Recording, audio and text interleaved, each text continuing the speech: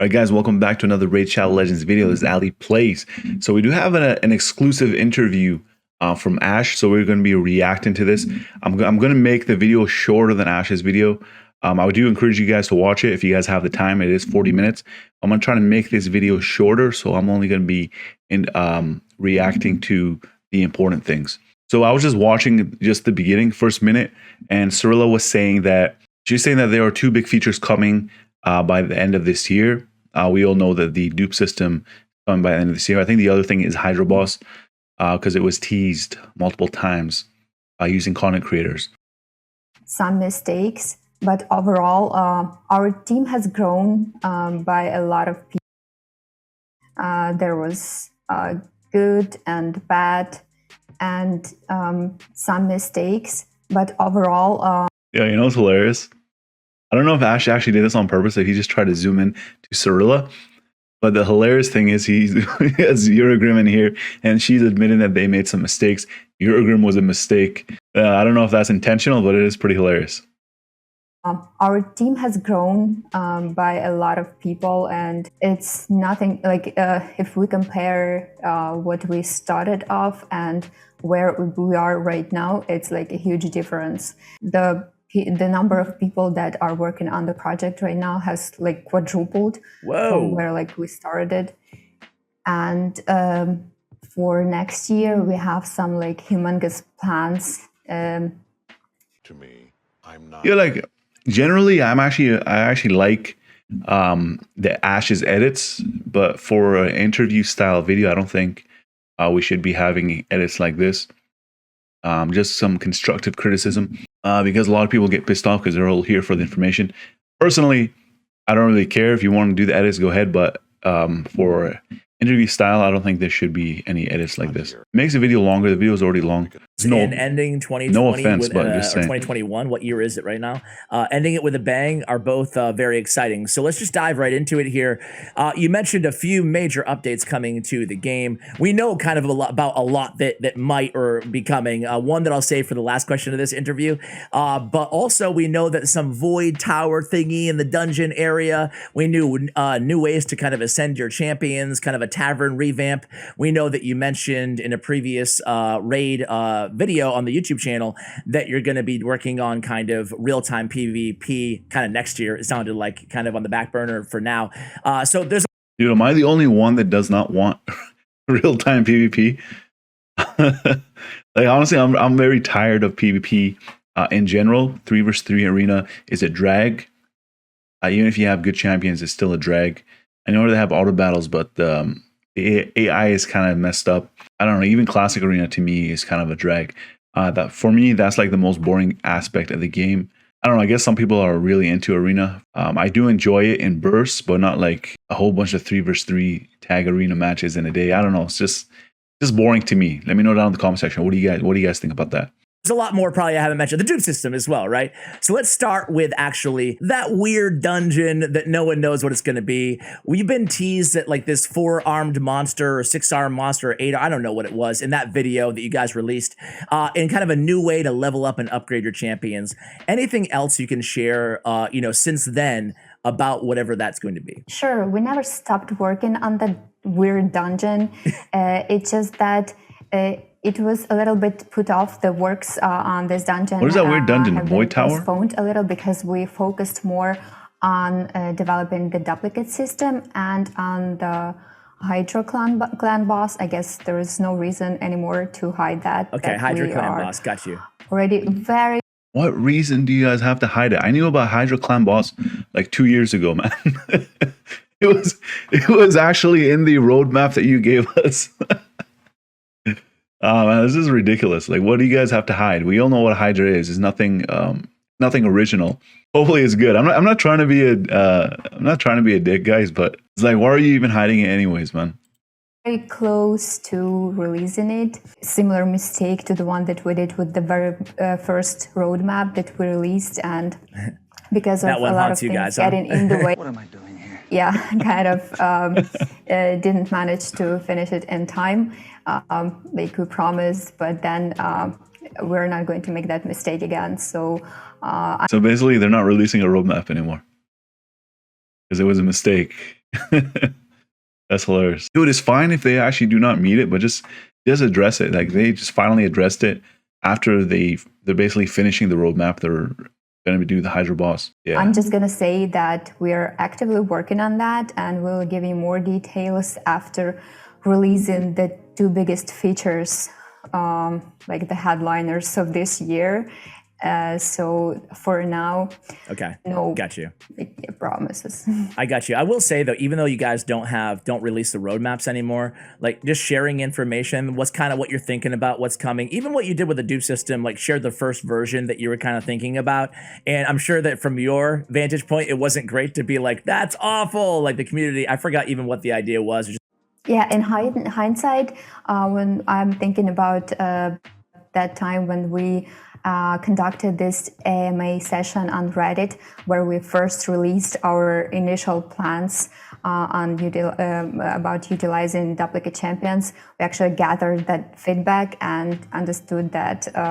See, I did not know they did that because I wasn't there during that time. Like I was here from the beginning of Raid Shadow Legends.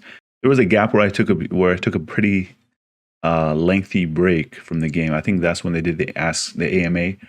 Regarding the dupe system. Anyways, we're going to be going fast forward until Ash asks his next question. Change in for one of these champions in the shop and, everything else. Can you talk to me even about, well, I guess start there. Life tokens, anything you can add to that? Well, what I can say right now is that we are preparing more information on the duplicate system. I'm not going to say in which format, you will learn soon enough, but it is planned, if I'm not mistaken, for next week or the week after. So I just don't want to spoil that. But what I can say, and this way I will be covering a lot of requests and questions about live tokens and champions trading. Some people express concerns about the limited number of champions that will be available from the list of the champions that you could trade. And we just want to stress that there are 3 different options to use your duplicates. And just like with any other... You're like, we already knew that. I have a feeling that maybe the amount of life tokens that you need to actually acquire one of these champions in the dupe system, I think it might be too high. So maybe that's why she's stressing that there are other ways to utilize your dupes. Hopefully that's not the case. Feature after releasing, we're going to be watching closely how all of these 3 options play out and how players react to them.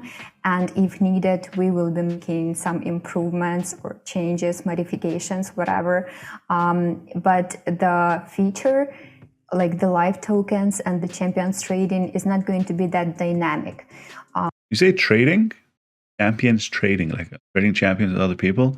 Talking about like trading our champions for life tokens. We will just probably for life tokens. See how it went down, and then maybe add some champions gradually. But I wanted to remind that it's not just about one option. You have all 3 options, and when you've tried all of those, saying it again, man. Yeah, I think there's going to be a big issue with the life tokens, right? From what she's saying, she keeps reiterating that there are multiple options, not just the life token or the exchanging of champions. The next question, talk to me a little bit about the team strategy when it comes to fragment summons and fusions. Some people say that the champions have been getting a little bit worse. Others say that, the fusions are still solid, fragment summons not. And there's one thing for sure, they're getting definitely more frequent inside the game. So basically, from what I've seen, the fragments and the fusions, the general fusions, the quality of the champions we're actually building are much worse than what they were before. Before we had Torment, Rotos, even like Foley. Foley, I guess, was good compared to the champions we have now. So the quality has dropped. Like you got Mother Cybele, you got Vlad, Rorik, Wormbane, Versov the Grim. Versov, they're actually not like super bad champions in general, but the quality has dropped. The last good one we had, I think, was Herndig. Herndig was the last good one we had. So it's actually a good thing and a bad thing. I guess it's a good thing that there are more frequent fusions. So players that need champions, specific faction champions, their account can actually acquire them. So talk to me a little bit They about don't your summon them strategy when it later. comes to fusions and fragment summons. Furthermore, as kind of a follow-up, do you think those champions ought to be a little bit more powerful than your average champion or not? Oh, that's a good question. Starting from May, if I'm not mistaken, we have been releasing at least one fusion per month. And champions are should be getting one soon, all then. of various strength and skill set. So you can't actually say that some of them are worse or better. You can, well, you can though. That's the thing. You can say they're worse or better. Than like regular champions that you can summon from shards or get from other activities in the game. It's just that we want to give players a guaranteed chance to get a champion I agree with that. they want. Guaranteed chance. Through doing those quests and challenges and completing fusions or fragment summons. So yeah, they're pretty regular and we're going to stick to that schedule. All right, so we're going to be moving on a bit because you didn't really answer much questions. He's like, you can't say one's stronger than the other. You can, man. You can. There's a reason why there are tier lists in video games. There's a reason why there are rankings. If you haven't seen my videos since the beginning of Raid, I've always been doing ranking videos, and some champions are better than others, man. That's the nature of video games. Characters are better than other characters. And like milestones in The game designers know, okay, we're releasing an incredibly powerful champion, or does it always kind of play out according to, like, I'm just kind of curious, do you decide, okay, let's release a powerful one, or is it just kind of, okay, we'll kind of see what happens? well, we analyze a lot of areas, and of course we playtest those champions. Dude, it's like so obvious that Plarium does not allow Cirilla to even answer any questions. I'm like wondering, what is the point of doing these interviews? It seems like that she's like waiting for specific questions and avoiding the ones that she can't answer. I don't know. I think instead of wasting Ash's time, the audience's time, she's just telling them I can only answer these questions, these specific questions. So you can ask me these. I think that would be much better because she can't even answer any questions. Basically, trying to tiptoe her way past these questions. She's evading these questions. Yeah, there are no situations where we just release champions blindly and not having tested them or and. Dude, that's false right there.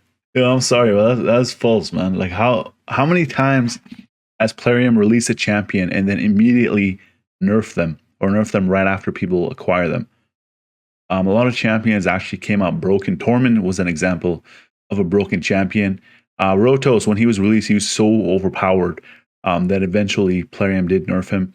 Who else? We got Eurogrim. That is a big one because he was soloing stage 25 dungeons and he's an epic champion. There are many other examples, but this shows me that they actually do not test champions. Maybe they're thinking about doing it, or maybe they don't test them well enough. Analyzed what they can do in the game. Yeah, I just thought it was interesting from like a game designer point of view. It's just like, okay, we're gonna release kind of a mediocre champion today, and then we're gonna release a beast today. So it's kind of it's interesting like how it'd be interesting to be on those conversations on the team and just kind of figure out or observe. Yo, Ash, you should ask them why did they release Woad Painted or Harrier. Harriers are rare, so I don't really care. Woad Painted and Tashada. Who else? There's a lot of losses trash epic champions. Or even the legendaries. Or be a fly in the wall while you guys figure out, like, okay, it's time for another beast to enter the game here. I'm sorry. I wanted to add that our internal religion is that there are no bad champions. Is that religion? And Harry. Ash. He's like, there are no bad champions. Ash is just like, Harry. Have you seen Harrier? You too. Dude, there are bad champions. That's the reason why you guys buff champions. The ones that you content creators make prove that because you can find application basically for any champion in the game and prove that provided you have found great equipment for them and pick necessary synergy with other champions. Dude, at that point, if you're using a trash champion and they are, I don't know, not dead or whatever, that just proves that your artifacts are very good and not the champion itself. So I guess we are, I don't know if I want to say me, but I would say other content creators kind of misleading Plarium and making them think their champions are better than they actually are. But Harrier, I've never seen anybody do a video on Harrier. So that's just, I don't know where that's coming from, man. Any champion can shine. So yeah, that's what we preach here. I hear you, but some are still better than others, right?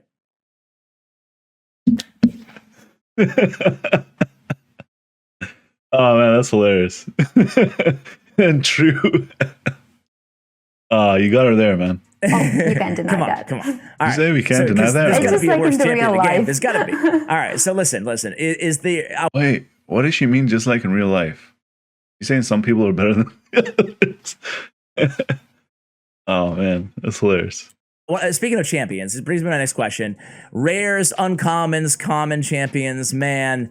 I hope, Cirilla, you don't tell me that they're all good this year too, and they're all useful, because to me it seems like if they don't make rares, or you guys don't make rares the way that you used to make them, right? We had the Cold Hearts, the Apothecaries, I could go on and on, but there were a lot of good rares in the game, talking about back in 2019 and in the infancy of this game, and you released pretty decent ones as well along the way, Frozen Banshee being the most recent, in my opinion. Do you guys have but on the other hand, you've released a lot of powerful epics, like more than the legacy champions. So do you guys have an internal philosophy that you're kind of, I don't know if creeping the power towards epics and legendaries would be the right way to ask it, but that's kind of what it seems like. Okay, guys, no more great uncommon or this, Shield Guard and Armor Gear. You guys have enough uncommons and you guys have enough rares. Now we're moving the good champions to higher rarities. Is that accurate? Yeah, actually, you're right. So that's actually a very good question that Ash brought up regarding rares and uncommons, whatever. They used to be actually way more OP than the ones they released recently. But the thing is, if players have a lot of very good rare champions, it's not really going to help out in Doom Tower, other than the secret rooms, which is like 1 or 2 rooms. So I do think it's good that Plarium is not releasing any good rares. I think good epics are good. It's a good way to go. There are already very good rare champions in the pool, but once you get into endgame, like, don't hate on me, guys, but once you get to endgame, you're not going to be using these rare champions as much. You're going to be using epics and legendaries, or maybe one rare champion. That's assuming you finish Faction Wars. Yeah, but for Doom Tower, that's like the hardest content right now. You're not going to be really using these rare champions. Maybe like 1 or 2. Yeah, like Apothecary, I actually don't even use him anymore. Cold Heart, I do use her once in a while. Not that much, just for Spider's Den, I guess. So I do think it's good that they are moving away, because a lot of people are going to be investing too many resources into rare champions, and then they're not going to be utilizing them later on down the road. Do you plan to add more enemy max HP champions to the game? It is very much possible, because when we look at the best teams in different locations, in different battles, like top. Sorry for interrupting you, Cyril. So I personally think that every faction should have at least one enemy max HP champion. What do we have? Royal Guard, Cold Heart, and Husk. Am I missing? Was it Septimus? Am I missing anybody? So I do think every faction should have at least one. I think that can help out tremendously in Faction Wars, especially since they said that they want to get newer players, I guess, rolling along to endgame faster. I guess that could help. Performing teams. It's a very frequent thing that when we see among them the champions with max HP skills. So right now we think that they are performing the way we intended them to. Yeah. It's the end of the day. Sorry. No, that's okay. So you intended them to be, amazing, which they are. So you're gonna add more? Yeah. Basically, she didn't even answer that question. She says it's possible. This new release is bringing the release that is happening today, I think. Yes, and the new Doom Tower rotation will be about some BOML changes that we have made to him. So he will be a little bit weakened, and this is something that a lot of players asked for. Also, what I can already say is that we increased damage from bombs that Okay, so we basically have this information already. So yeah, Bommel did get nerfed. That's what they say. A lot of people are saying that he secretly got buffed, which makes no sense to me. They literally said he got nerfed, and they said bombs do more damage on him. We're gonna move forward now. Last question about kind of champions is Ninja. So Ninja was an absolute beast, a game changer. I'm sure if you had some way or metrics to evaluate player progression in the game, I'm sure Ninja just skyrocketed so many players. Overall, were you happy with the whole Ninja collaboration or I guess the champion being added to the game and how it all worked? And do you have plans to add more limited edition champions like that in the future? Good question, man. Good question. Yeah, that was a great experience, and we know that a lot of players like the champions, and he is now a part of the greatest, strongest teams in all of the locations in the game. And we do have something like that planned for I would say, nearest future. It's just that I can't divulge any more details at this point because it's all secrecy and confidential information. But yes, we are going to do something like that. Yeah, anytime you want to give us a free OP legend. All right, so yeah, that's pretty cool that we are getting more, I guess, collaborations. Hopefully you can get somebody better than Ninja. No offense. I mean, he's a good champion, but I'm not talking about the champion. I'm talking about somebody that the raid community actually knows. I think the raid community knows him, but I don't think they have a good impression of him because he is basically a Fortnite guy. The taverns. So you mentioned in a Q&A back in the day that you guys. All right, so we are actually going to be moving past this. So the tavern, they say they're going to do quality of life changes. I think a year and a half ago. Still haven't done it, so that should be coming out hopefully by the end of this year.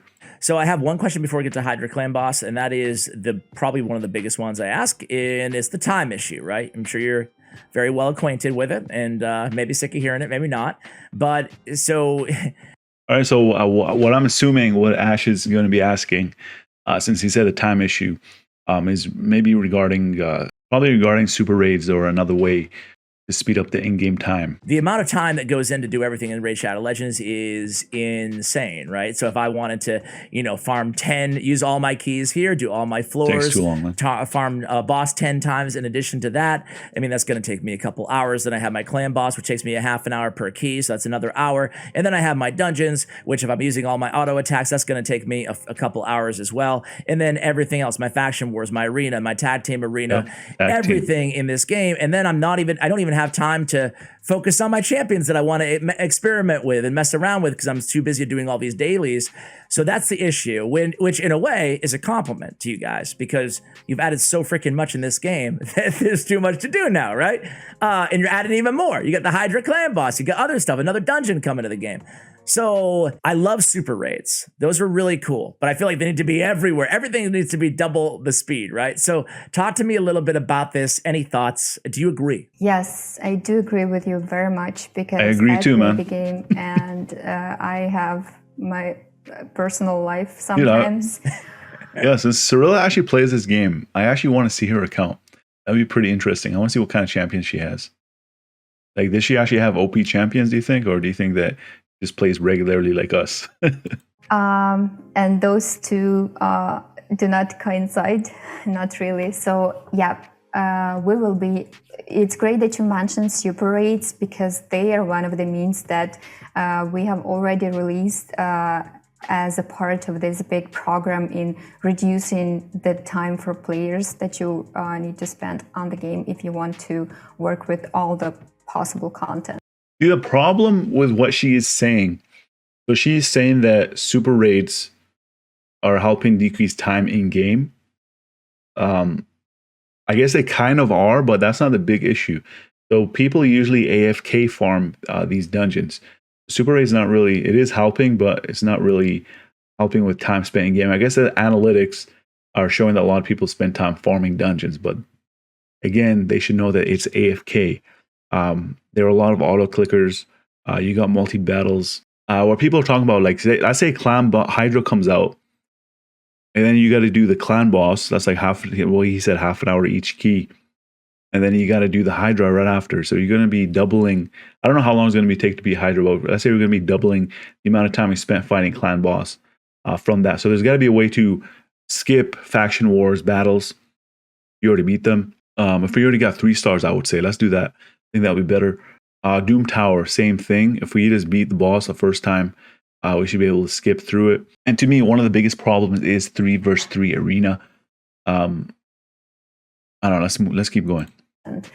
And next year we are going to have super raids for the Doom Tower bosses and for faction wars. Okay, great, So- great. Like, why can't they do the skip, man? Like the instant win. A lot of games actually do that. They got skip tickets. You simulate, and then you just automatically get the rewards instantly. I think that'd be much better. I don't know why Raid does not do that. If you guys did that, a lot of the players will be extremely happy. And that is planned, if I'm not mistaken, like for the first half of the year, and even like the early 2022. So Well, I'd love to hear yes, that. we'll be doing that, and we're also looking into doing something with clan boss fights, because it is not a rare occasion where you go into battle and spend like half an hour there, and we know that it's an acute issue also. So we'll be looking into that, but I can like super raids in Doom Tower and faction wars will be there. Okay. Yeah, Super Raids should be in Clan Boss, and Faction Wars again, and Doom Tower should be instant tickets. For what our statistics show is that players spend much more time in dungeons and I think that's rather accurate. than like all other. Yeah, but there's a reason for that. Like I said earlier, the reason why they spend so much time in dungeons is because they are AFK farming. They just leave their game on, go to sleep, go to work, whatever. That's the reason why they spend so much time on dungeons. And that's a main area of the game where you can actually dramatically increase the strength of your champions by getting very good artifacts. So that's the reason why. Locations, but that's why we released super raids first for dungeons, and then like we'll be covering a lot of like all other areas. It's the Head of Torment. So this is one of the heads of the Hydra clan boss. Talk to me a little bit about this head. Yeah, you guys notice how it says affinity is all 4 affinities? I think that each head is going to have one affinity. So there could be 4 heads. There could be 3 to 4 heads, depending on if they actually want to use Void as a head, or maybe it just changes affinities each turn, which would be messed up. Or maybe it's just like the clan boss, how it changes affinity after you get to 50% HP. Maybe share with me any thoughts at all you have on, Hydra clan boss. Yeah, Obviously I can't actually has do that because bunch of different heads. we have a whole bunch of activities prepared for gradual Yeah, you guys notice this over here? He says he's immune to all these debuffs as well as petrification. So that's going to be a new debuff that I guess the new OP champions are going to have. revealing of what is coming and what Hydra will bring to the game, and what challenges it is going to entail. My mission for today is to talk about one of the hats, which is called the Head of Torment. Okay. And it is pretty straightforward. So it has to do with placing fear and true fear debuffs on your team. And you can't actually do anything with those unless you have someone on your team who can place veil or perfect veil buffs Just Lilitu. on allies. Rector Drath, I guess, too. Its first skill can, like, you can read the description. I'll just voice it a little bit. So it places fear on your champions, and this debuff cannot be blocked or resisted. And the second skill actually deals. You can cleanse it, so cleansing is going to be by very vital. 25% more damage to the champions that are under fear or true fear debuff. It's an AoE tag, and there is a whole lot of words for the passive skill, and you guys will be able to read them through. But yeah, you can't use poisons really. You're gonna have to have a Veil or perfect Veil champion on the team, or you get endlessly CC'd. Yeah. You're going to get in trouble unless you have some champions that will be cleansing your team from debuffs all the time. Yo, Doom Priest, man. Passive cleanser. We also got Reliquary Tender, who's actually going to remove every single debuff. Who else is it? Mausoleum Mage, Untitled Shaman. Let's move on, man. Veil and perfect Veil debuff. Are there going to be more clan boss keys, separate clan boss keys? Like, good question. I guess that would be the first thing that comes to a lot of players' mind is like, okay, do we get more keys now? Or is it going to be a different system? We'll be explaining it in detail again very soon. I can't really go into that.